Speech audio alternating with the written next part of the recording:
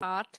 The first one is Yasmin Haskell from the University of Western Australia in Perth, where she is, she has a chair in humanistic Latin, and she has extensively worked on Jesuits, didactic teachings of the Jesuits, and also she is currently working on Jesuitical theater, but she has also been involved in some projects concerning emotions and passions, and also she wrote also on Ovid. So once again, here we have persons who have trained in classic philology and now teach Neo-Latin or humanistic Latin.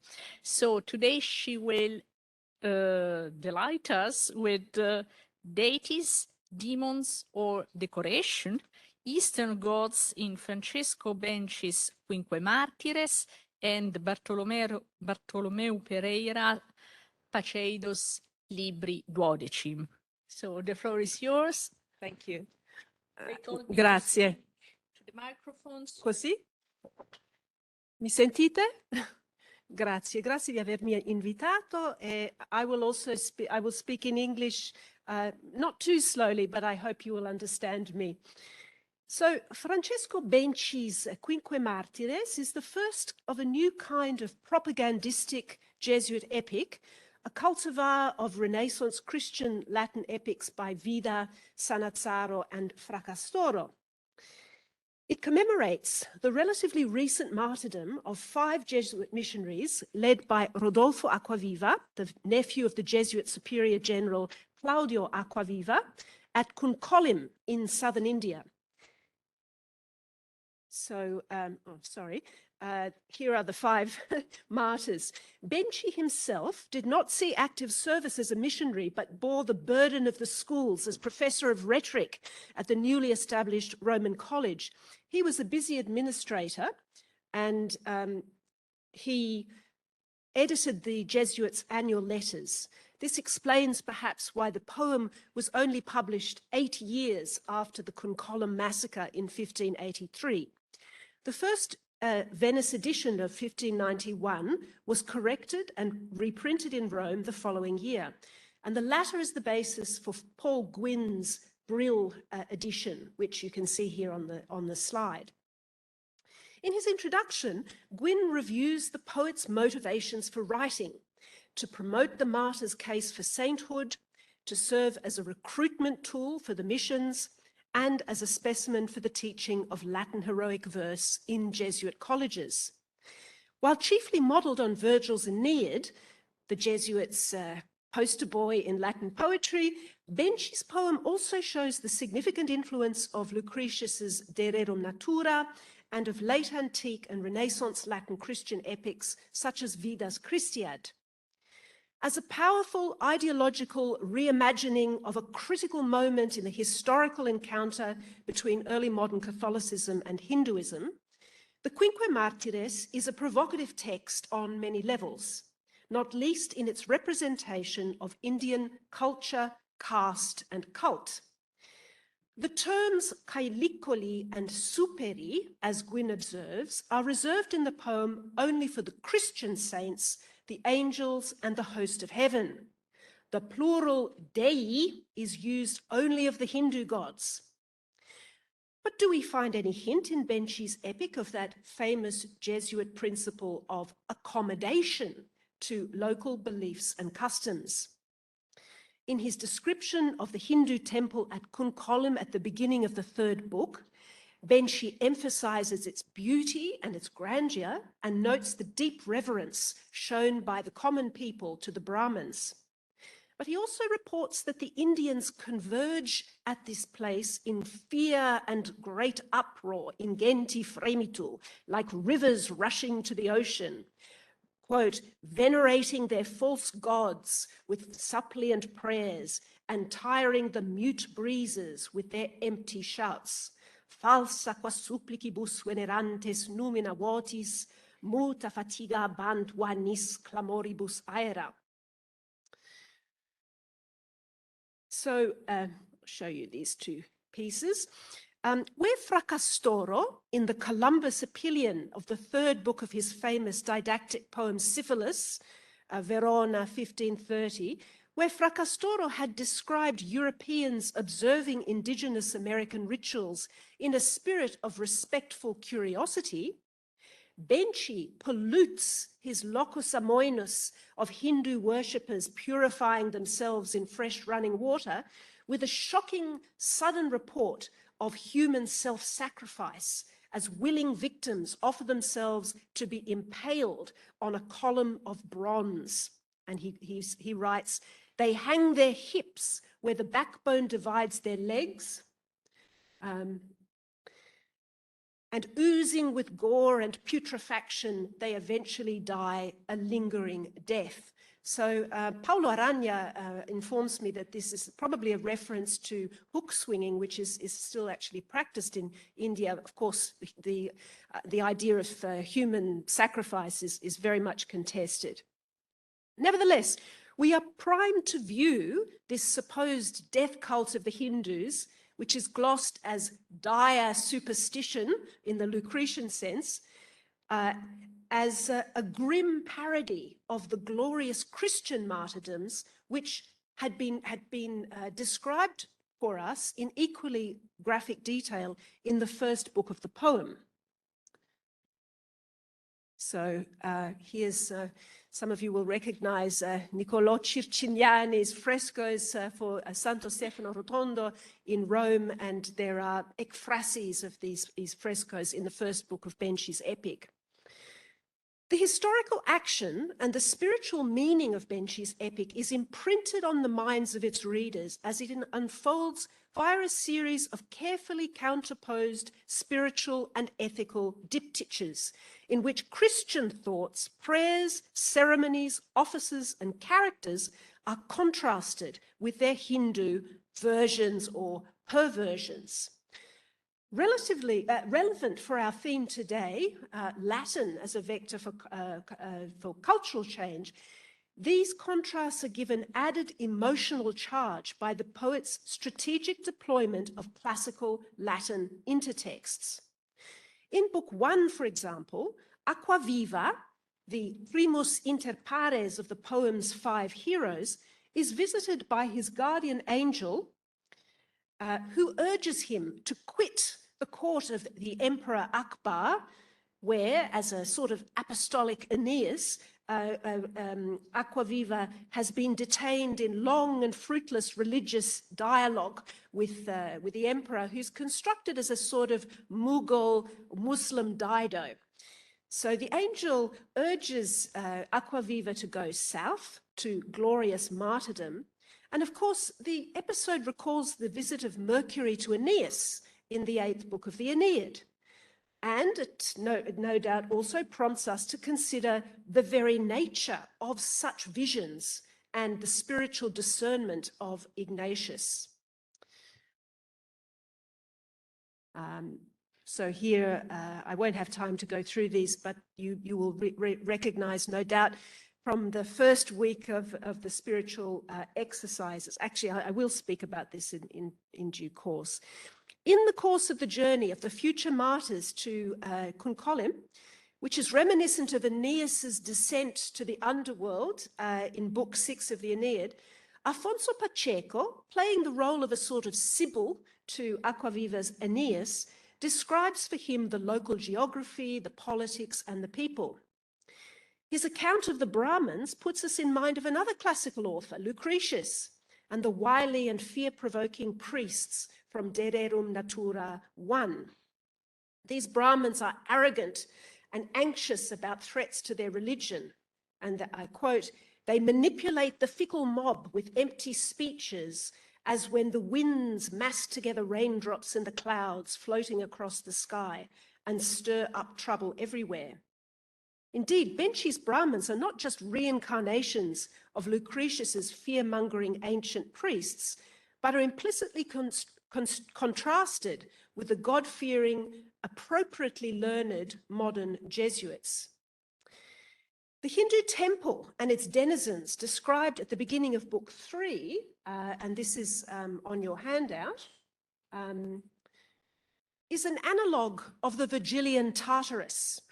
So at lines 36 to 41, Benci conjures the scene of a gloomy cave within the depths of the temple, enclosing shrines to the monstrous and foul-smelling gods. In Ignatian fashion, he composes the place in all its sensory particularity, the darkness, the smoke, the heavy perfume, the swarming bodies, clapping and shrieking, to assist the reader to imagine ourselves, as it were, at the very gates of hell. And here you can see the intertext with the spiritual exercise.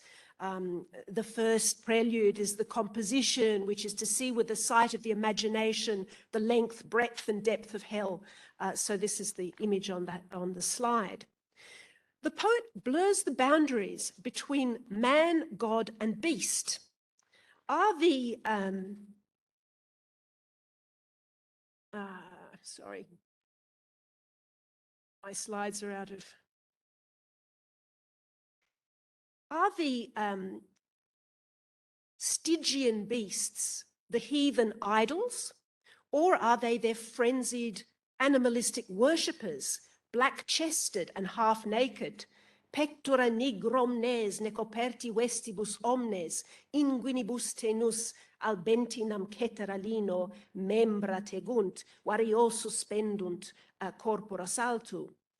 And you can see here that these, as in Virgil's Limbo, we encounter young boys and girls on the threshold of this inferno, but they're indiscriminately mixed in with old men and married women.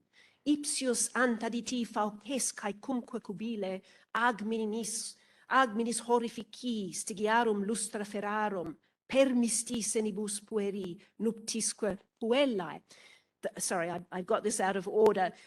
Basically, are we seeing the denizens of hell, or are we, the readers, being made to see demons? Because it is a demon by the name of Phoebus who has inspired this frenzied confluence of worshippers. Not the Hindus' dog-faced, tiger-chested and snake-tailed deity on your handout, which they vainly entreat to attack the Europeans, to roar, to extend its claws and spit poison. Their prayer, as on other occasions in the poem where Benci allows us to hear the protest of the unconverted, is fraught with pathos because we know that it is futile. The idol is in fact lifeless. The demon Phoebus has been engaged in a long-standing battle for the souls of the Indians. First, he disguises himself as an old man, Battus, to sow fear and bitterness into their troubled hearts. He approaches an elderly Hindu priest with a warning of renewed threats to the local gods.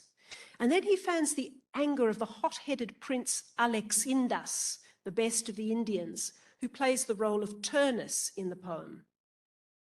As Gwyn has pointed out, the demon Phoebus's snaky physical incarnation recalls that of Alecto in the Aeneid. And in his first speech in the poem, Phoebus echoes Juno's opening harangue against the Trojans. But we should be clear that the machinations of Phoebus are no mere narrative expedient to explain the Indians, to our post-colonial eyes, well-motivated cultural hostility to their European, to the missionaries.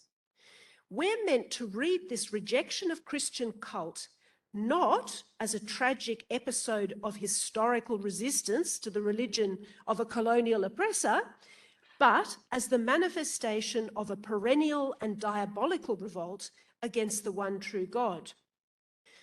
So the supernatural machinery of Benci's poem can't be reduced to any kind of veiled naturalism, much less so, in fact, than such episodes in the Aeneid, and I'm referring here, of course, to Denis Feeney's seminal book, The Gods in Epic.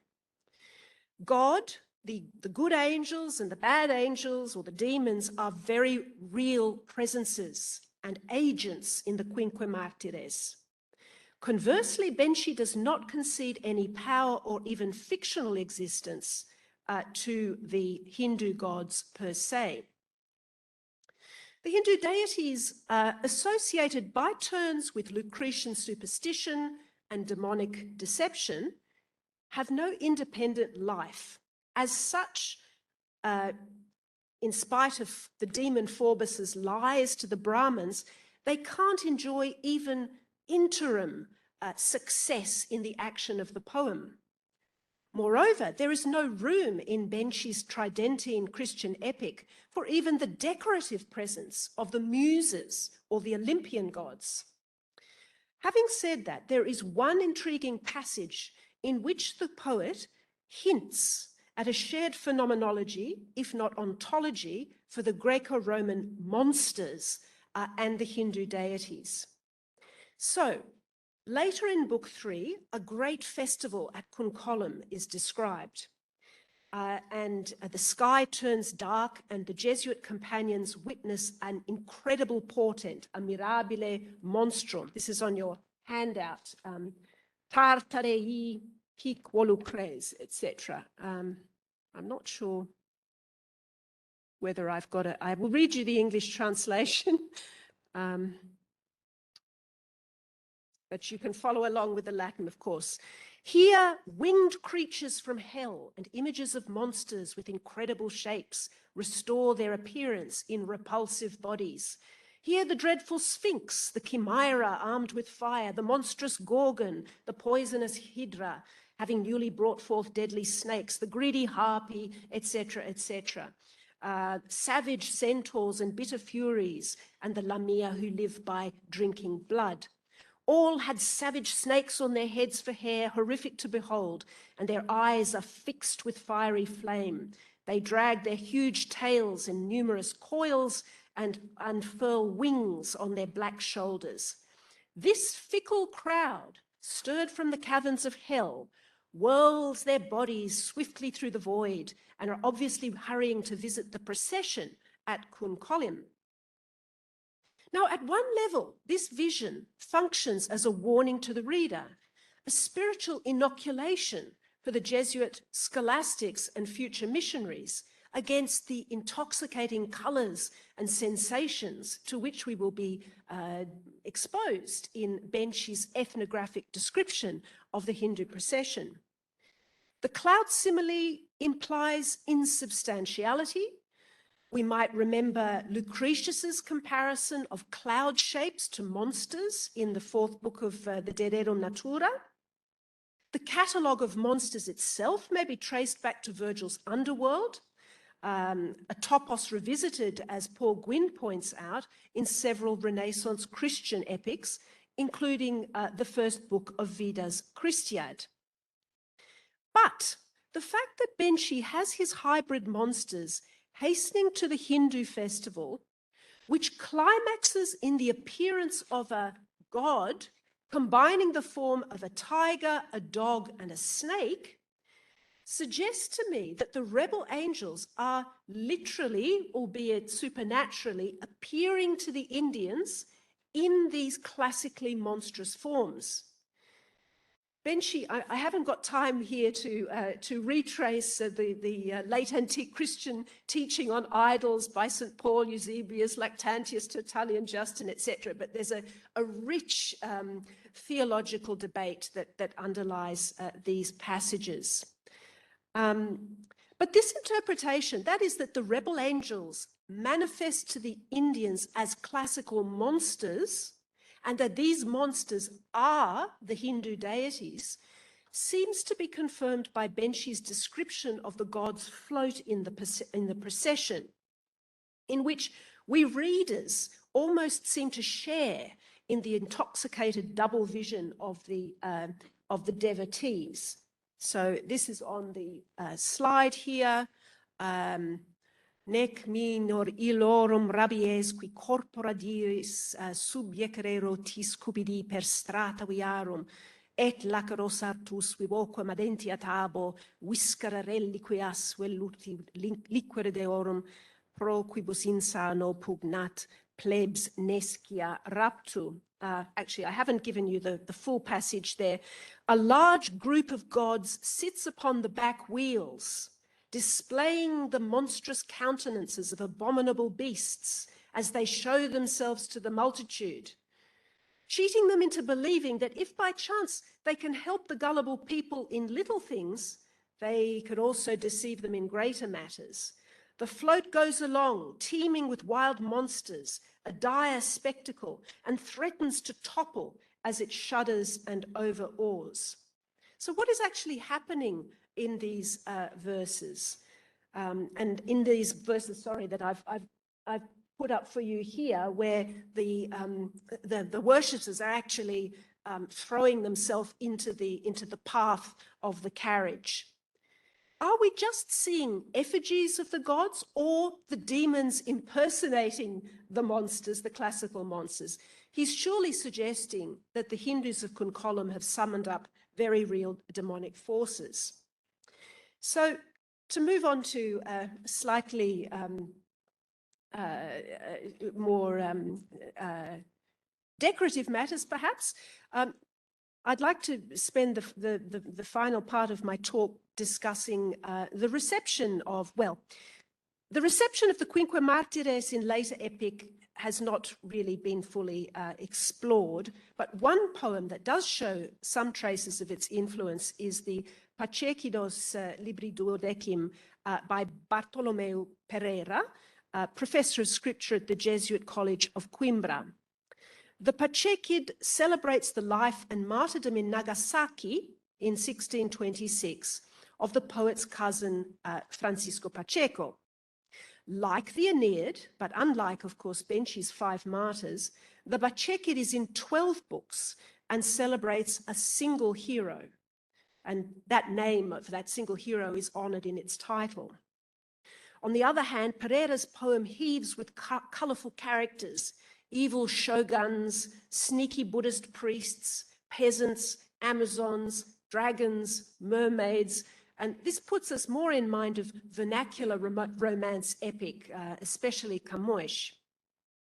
The poem is a tangle of plot twists and subplots, analepsies and prophecies, conversions and apostasies, hagiography and fantasy, and is apparently motivated as much by a desire to embellish and to entertain as to edify and inspire future martyrs.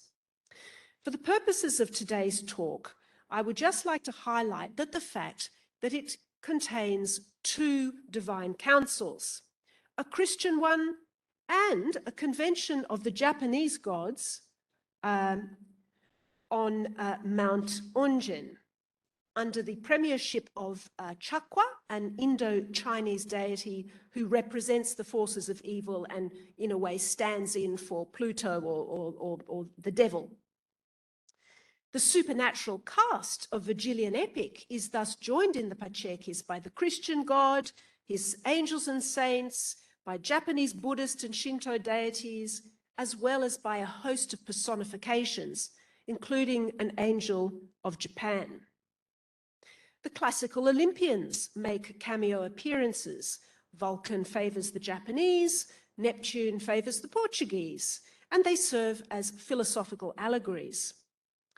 Carlotta Urbano has underlined the absence of any direct intervention by the Christian god in the action of the poem, although he does convene councils and he consoles the angel of Japan, and welcomes the martyrs into heaven in the final book. And she also observes that Pereira is careful not to attribute any divine visions to his hero that might be mistaken for being historical. Indeed, rather than by apparitions of Christ or the Virgin or even of saints and angels, the spiritual plot of the Pacecis is advanced through battles between the various personified virtues and vices. This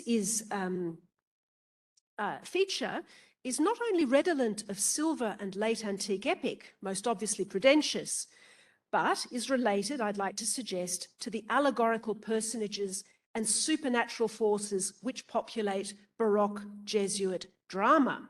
So on your handout, on the flip side, you'll see some program notes for a performance of the Japanese-themed Austrian Jesuit drama Mulier Fortis, which my Jesuit Emotions team commissioned for a conference in Cambridge in 2014. I would like to say more about the emotions in this context, but tempus fugit. Anyway, the Paceidos illustrates very nicely what I've identified elsewhere as a performative residue in Baroque Jesuit poetry. Okay, by way of a provisional conclusion, my title question, Deities, Demons or Decoration, can't be definitively answered for all Jesuit poems and periods. And certainly we see already some significant differences between the poems of Pereira and Benci. As to the question of global Latin, however, I think our diptych of Jesuit epics does illustrate an important general point. Latin can be regarded as global in different senses.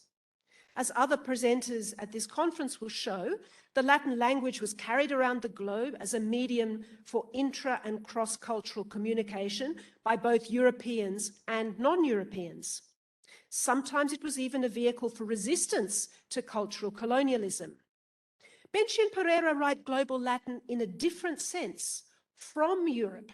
They imagine other worlds beyond Europe, reconstituted from mission letters and historical reports. If Benci and Pereira were writing today, they would no doubt be accused of an offensive form of cultural appropriation.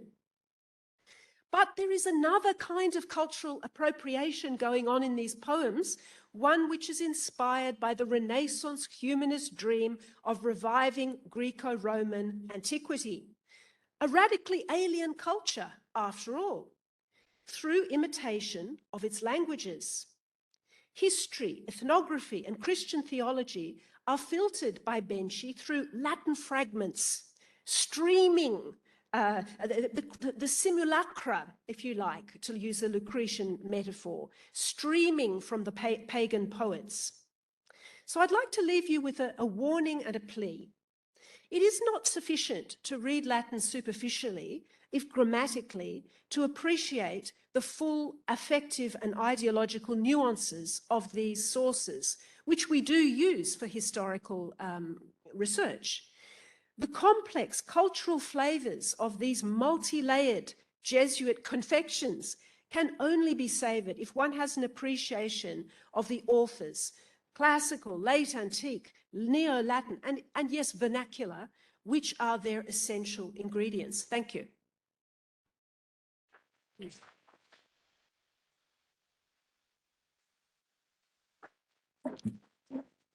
So thank you very much also for being earlier in time. And so I'm sure that your intervention will stimulate many questions later on in the discussion. I myself have some questions, some suggestions, but now I will introduce our last speaker of today, who is Philipp Roelli from Zürich. Philipp Roelli has studied medieval Greek collection of the fathers of the church, but he is mainly a philologist. He has also studied the thematic method, and he manages the Corpus Corporum website. And today he's going to speak the types of scientific Latin used by authors in China. So thank you. And I will speak about linguistics mostly.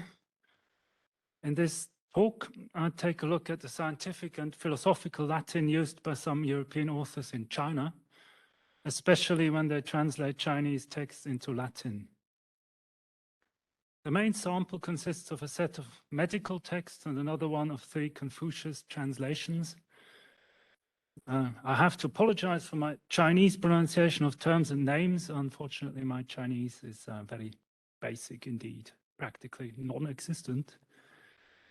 Last year, I published a study in which I tried to characterize scientific Latin compared to other types of Latin based on the distribution of grammatical categories in the text. I will use data from this book, which is available in open access. First, let me briefly recapitulate some of the methods I used and I will use again for the talk today. In order to know what is to be expected, I defined 5 large samples of non-scientific Latin prose texts from 5 important time frames. All of these, as well as the other texts I discuss in this talk, can be found on my free and open full-text repository, Corpus Corporum, you mentioned.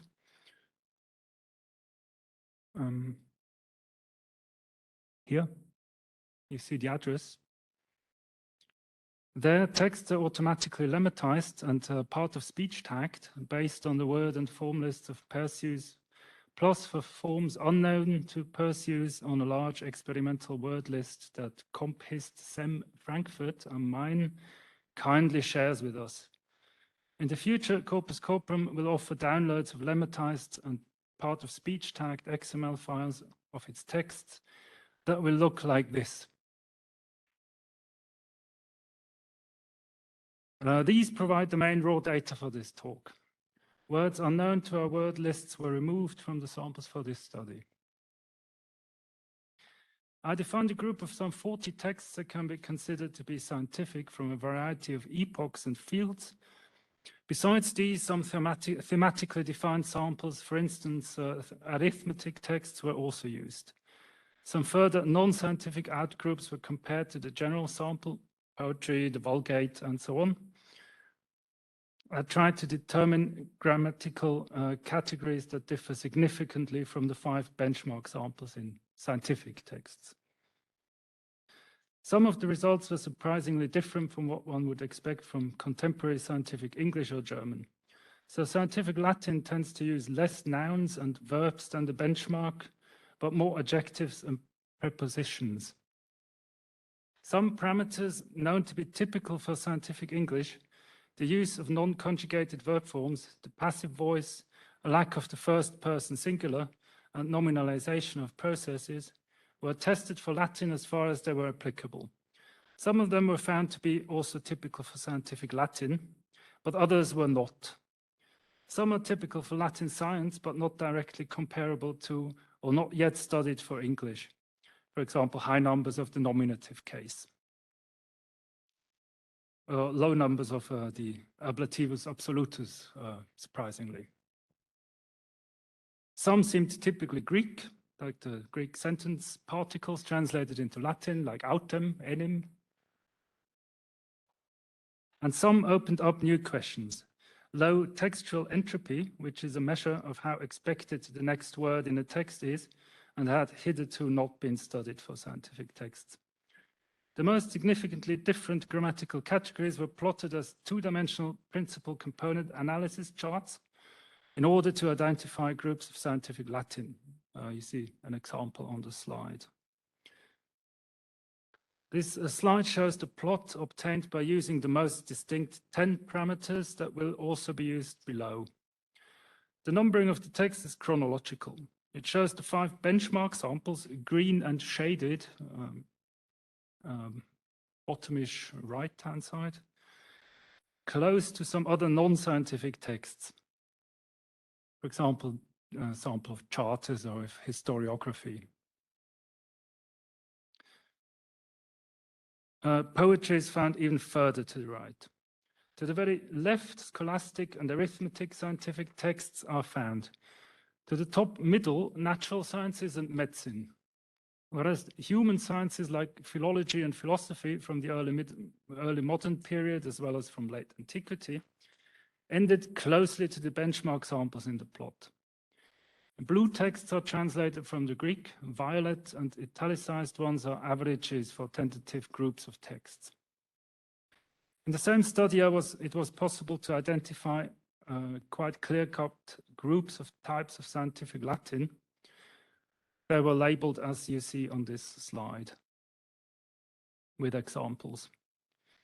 Due to Latin's deep memory, these approaches and their respective styles of writing did not supplant one another chronologically. For instance, Vesalius could still use a rather rhetorical approach in early modern times. It was also shown that the language of medicine shared important features with the plain approach of Pliny the Elder. The grammatically most extreme language was that of scholasticism. Early modern times mitigated it and approached normal Latin again, so the neo-scholastic philosopher Francisco Suarez is found quite close to the middle of the plot in contrast to earlier scholastic authors such as Albertus Magnus. Also, the various disciplines seem to get more similar in their Latin, with but few exceptions, especially arithmetic. For not strongly mathematicized sciences, what I have called academic Latin tends to be used. This is the language we would expect scholarly authors in China to use. In this talk, I will use the parameters found for scientific Latin to study scholarly and scientific texts from China, especially by Jesuit authors. The questions I address to them are there differences based on the distribution of grammatical features between texts translated from the Chinese, texts by Chinese Jesuits, texts on China in general, translated Chinese medicine compared to Western medicine in Latin?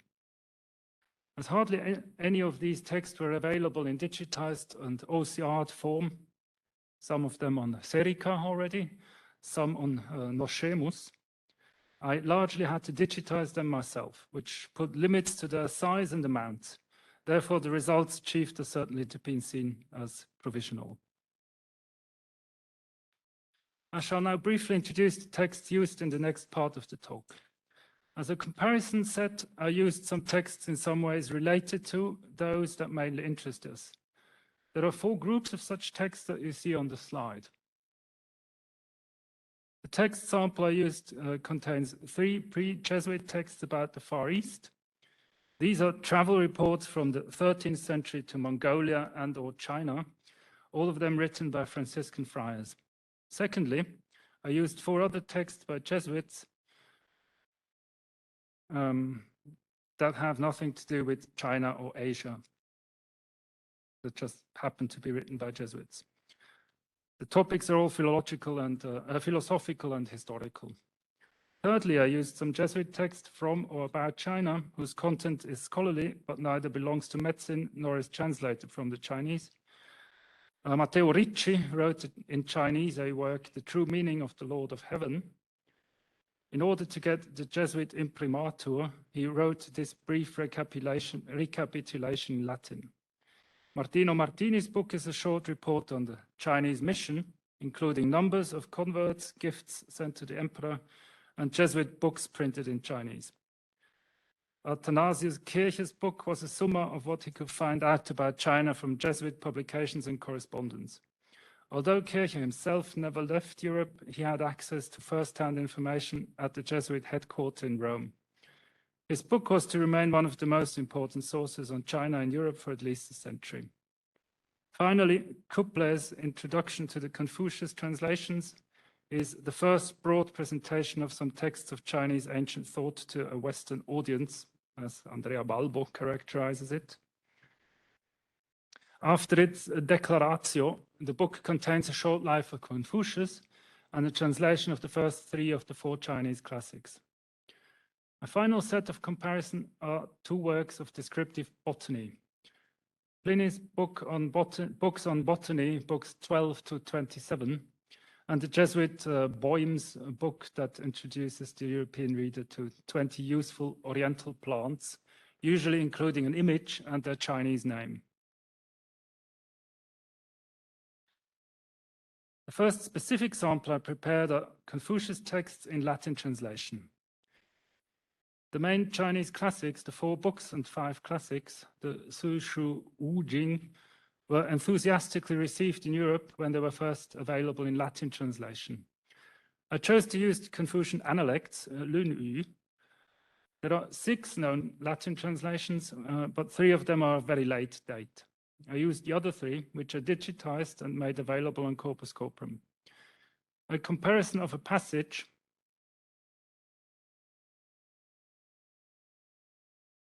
A comparison of a passage, 1:4, illustrates the huge differences in their translation styles. There can be no question of a verbum de verbo translation, as the medieval Latin translators usually applied when translating Greek and to some extent also Arabic into Latin. The result would become completely incomprehensible if one translated this way, as I attempted on this slide.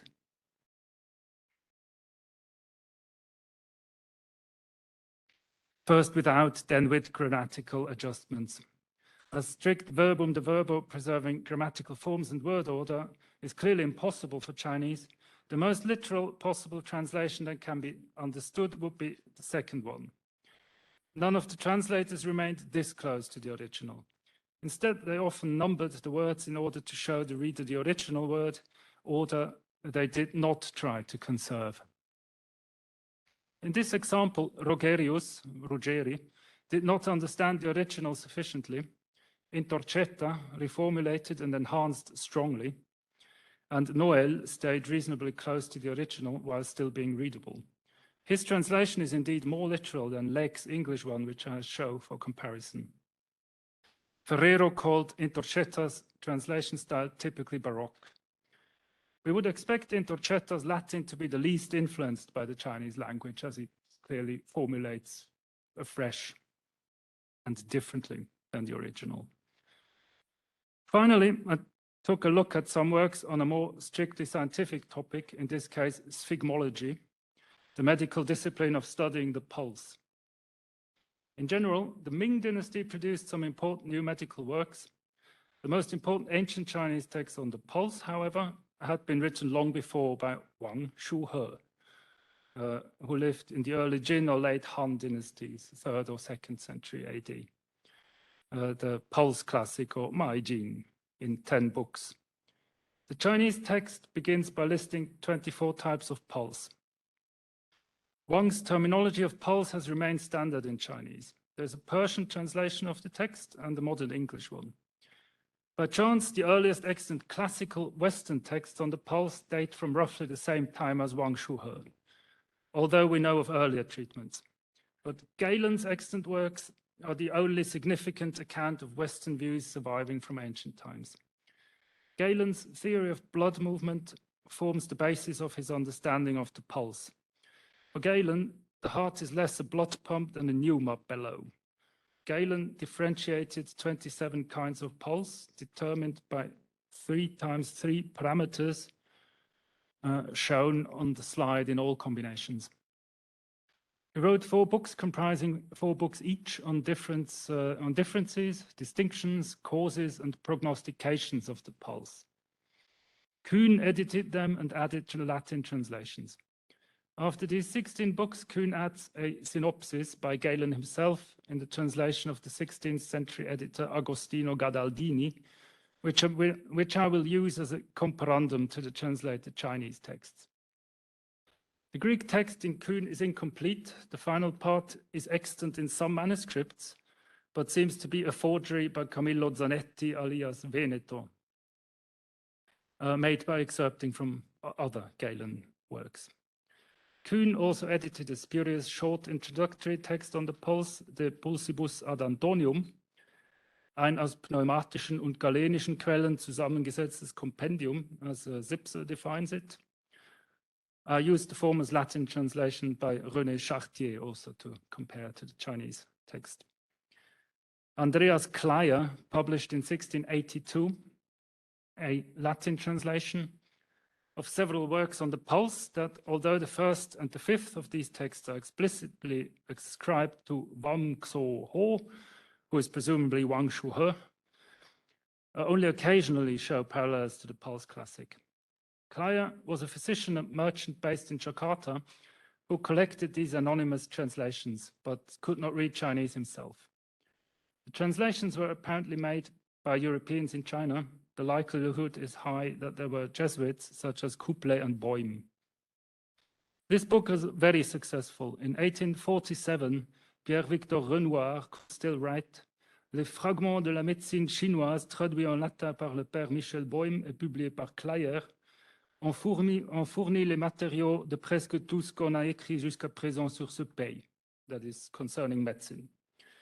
The book includes excerpts from 3 Chinese works, the mentioned Meijing, the Neijing, and the Nanjing. It contains the following 6 or 7 independent texts that are seen on the slide. Parts 1 to 3 treat the pulse, Part 4, various medical topics, Part 5, pharmacology, Part 6, the tongue. Hansen and Pomata see these texts as a collaboration by Jesuits, possibly including Couplé and Boehm. The German botanist Georg Eberhard Rumphius, 1628 to 1702, is another candidate for some of the text translations. The Receptarium 5a appears to be translated by Boehm. 5b maybe by Couplé. Others argue against an attribution to Boehm. The book's printing manuscript is extant. Of the direct Chinese sources, some similar texts have been identified also by Hansen and Pomata. Let us now examine some linguistic features of these texts related to Chinese science and philosophy. When the Jesuits arrived in China, there had hitherto been no contact between European and Chinese intellectuals. Thus, abstract terms needed first to be translated from one linguistic system to the other. Chinese characters always have their inherent meaning. So when Ricci wanted to explain how we call the Lord of Heaven, namely Deus, he uses Deus, which means abrupt or steep and this.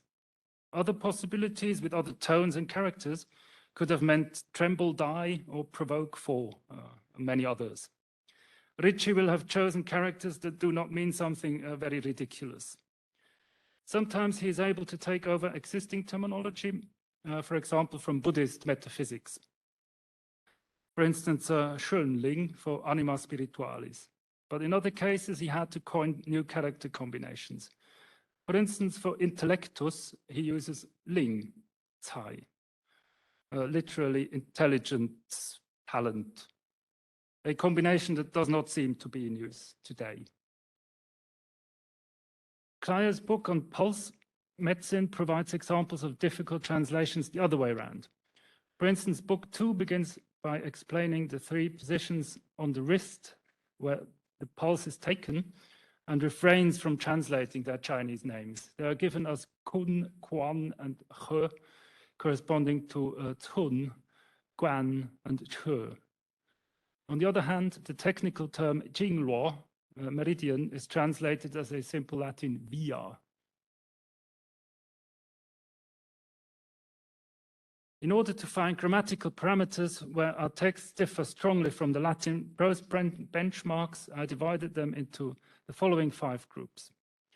Franciscans who traveled to Asia, Julianus, Odoricus, and Rubruk. Jesuits who were not in China, Jesuits who were in China. These are Couplé, Ricci, Martini, Boehm, and the Confucius translators. Then the 3 Confucius translations and the translated Chinese medicine text from Kleyer's compendium. The list contains those grammatical parameters that differed greatly in at least one of these groups.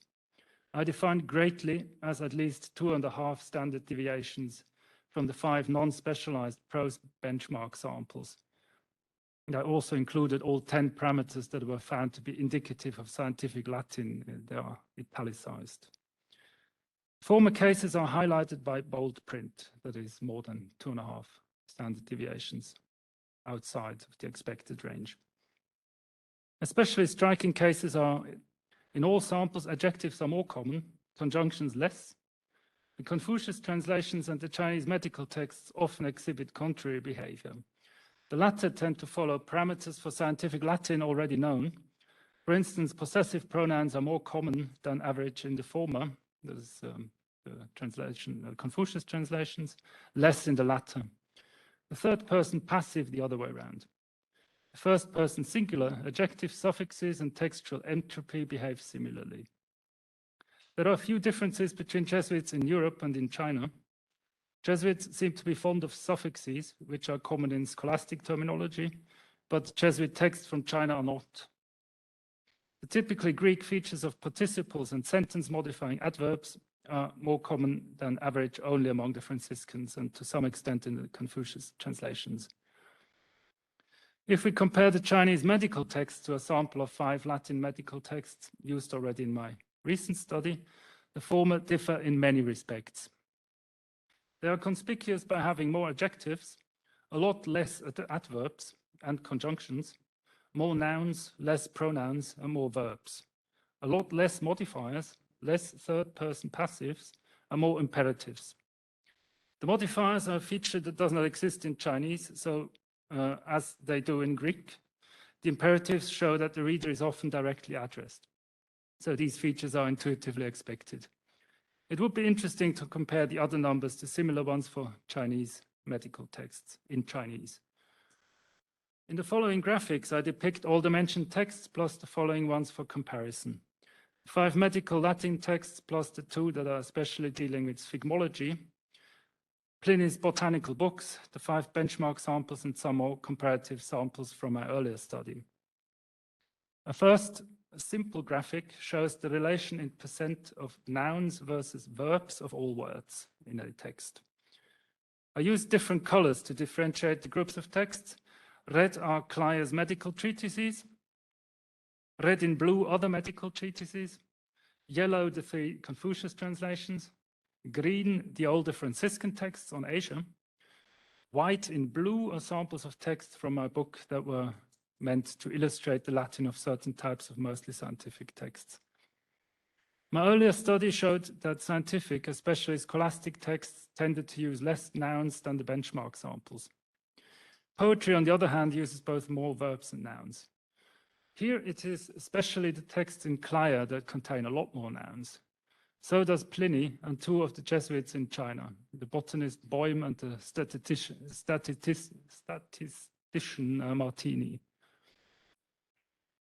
Now, if we consider all 7 parts of speech and use the same PCA parameters that were optimal for the sample of 40 scientific texts in my book, we arrive at the following picture.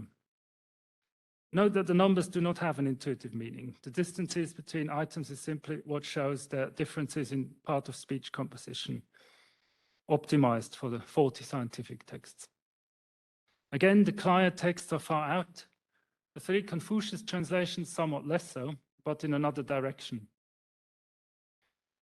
Among the medical texts not related to China, a medical compendium by the 19th century Hungarian physician von Bene, the Elder, lies closest in both these plots to Clier's texts. If we use the 10 parameters found to be most telling for scientific texts in the same way, we arrive at this PCA graphic. The Clier texts are again conspicuous and again closest to von Bene. Some Jesuit texts have a tendency towards scholastic Latin, but Kircher, Boym, Martini, and Couple, as well as the Confucius translations, are close to the benchmark samples, and therefore to ordinary non-scientific Latin prose, as are the Franciscans, except Rubruck, who is far below for some reason. Strangely, the most literal Confucius translation by Rugerius remains closest to the benchmark. In order to improve the validity of these findings, more and better annotated data would help. I used what is currently available. Some of the texts are also very short, it has to be said, so this is also not so good for the quality of the results. The future will certainly provide more digitized and encoded texts, for instance, at the ongoing projects Serica and Noscemus. And at Corpus Corporum, we are working on an improved list of word forms upon which the annotation is based. It is time for some conclusions. The Latin used by Jesuits in China could not be found to differ greatly from other kinds of scholarly or scientific Latin. The most obvious differences were Chinese terms that seemed hard to translate and that were left in translations in the text, in transliteration in the text. This could be seen for some basic sphygmological concepts. The Confucius translations and even more Clier's collection of Chinese medical texts differed more clearly from other Latin in our samples. The more verbatim the Confucius translations, the more they differed in the composition of parts of speech, although not for the 10 scientific parameters in the last plot. Clire's texts differed to some extent among one another. The list-like to parts 5 differed the most. In general, Clire's texts tended to be close to Pliny's botanical Latin. Texts 2, 5a, and 6 are a bit short as to provide reliable data. So in all cases, the Clire texts taken together are also depicted on the graphics. These methods of statistically studying grammatical features of texts are a new method and certainly still need some refinement, but they do seem to have the potential to group various types of Latin texts quite well. Thank you for your attention, and I'm looking forward to the discussion.